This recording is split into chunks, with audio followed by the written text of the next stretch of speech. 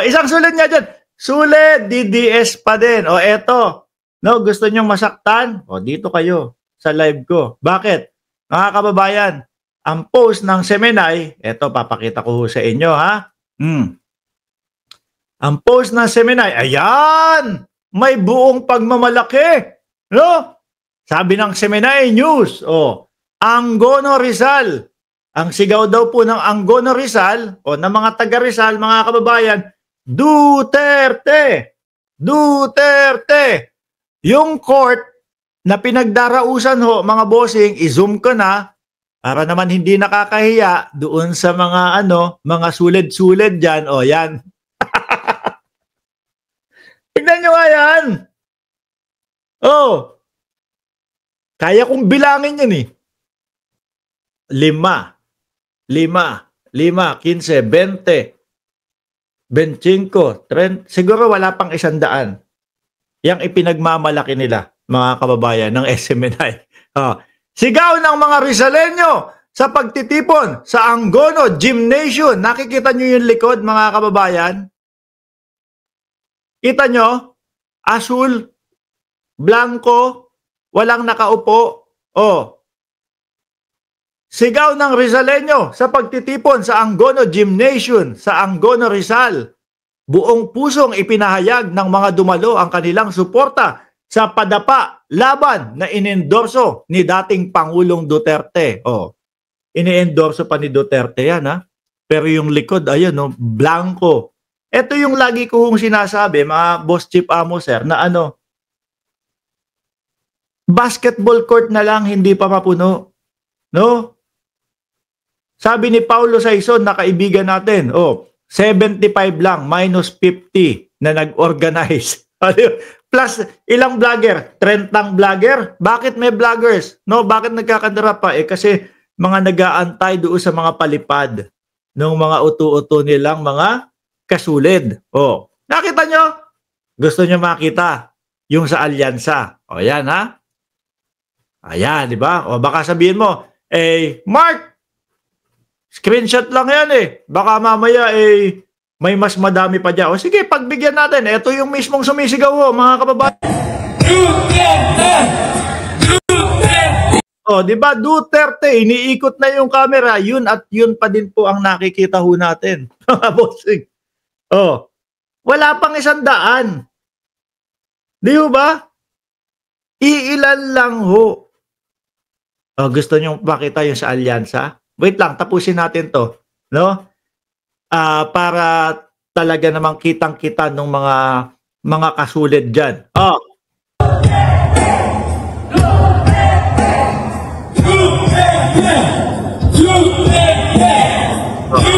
Di ba?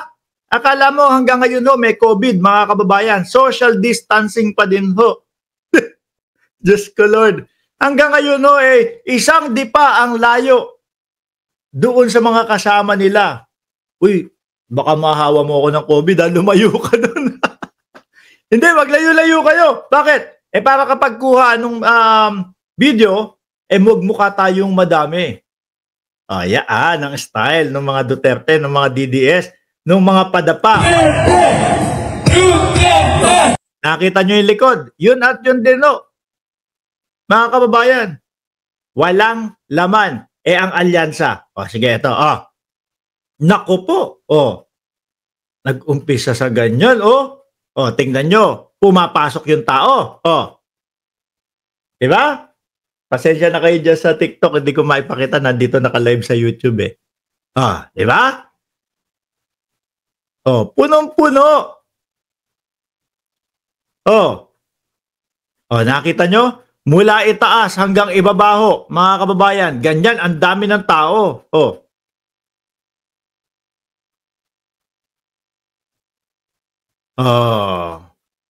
Yan yung sinasabi nila, mga bossing, na, naku, wala na yan. No? Hindi na sinusuportahan si Bongbong Marcos. Naku, dito, ang dami ko nakikita sa TikTok. Sulid! Sulid, Duterte pa din. Sulit, Duterte pa din. Alam naman namin yan. Hindi naman namin kayo kinukumbinse. Binubwisit lang namin kayo. Kayo mag-alala.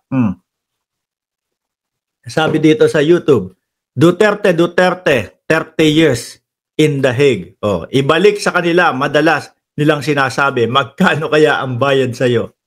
Oh, ganun lang ho kasi ang kaya nilang sabihin, mga bossing. Di ba? Paano ho nila ngayon ipapaliwanag yung mga ganito? Kung doon po sa mga campaign rally nila, wala hong dumadalo. Makita nyo naman sa video, hindi pa umaabot ng 100. Samantalang po doon sa campaign rally ng alyansa, punong-puno ho.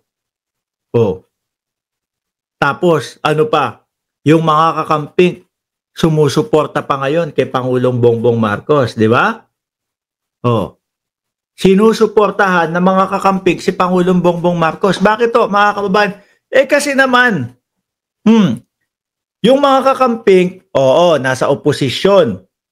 Yung mga oposisyon, gusto din na gumanda at lumago ang Pilipinas.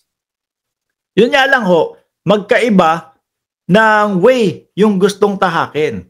Kaso dito kay Pangulong Bongbong Marcos, mukhang approve sa kanila. Lalong sumusuporta ho. Kaya yung mga sulad-sulad Duterte, nabubwis ito. Kasi sila paunti ng paunti, paubos ng paubos, tapos ito pa pink at ang kulay pula, nag-aalyansa. Sabi ni RCB, 1 billion sa Malacanang na iwan ni Duterte. Yan yung sinasabi ni Ramon Tulfo di ba? May nakaiwan ng 1 billion na mga bag doon sa Malacanang. Baka daw nagmamadali. Sabi ni Hi, I am Maria. Yes, kakamping. Ayaw namin kay Duterte. Kaya tahimik lang kaming nanonood. Sabi ni Sir Eseng Mariano, buwag na ang padapa. Kanya-kanya na silang kampanya. Nag-aaway-aaway na nga Di ba? Nag-aaway-aaway na ho yung mga PDP, mga bossing. Tingnan mo, si Robin Padilla, meron pang pagkakataon na nagle-left the group. Si Binoy, mga kababayan, hindi kinakaya. Saan ho nagsimula yan? Doon sa pagsuporta kay Aimee. Hindi nagustuhan ng mga miyembro ng PDP. Kinumpronta, syempre, yung Robin Padilla, mga bossing. At pagkatapos, left the group si Robin Padilla. Nako, mahina yata talaga si Binoy. Eto pa, mga kababayan, may nagpapatulong. Baka daw pwede niyong tulungan. Eto, tingnan niyo ho kung sino, mga bossing.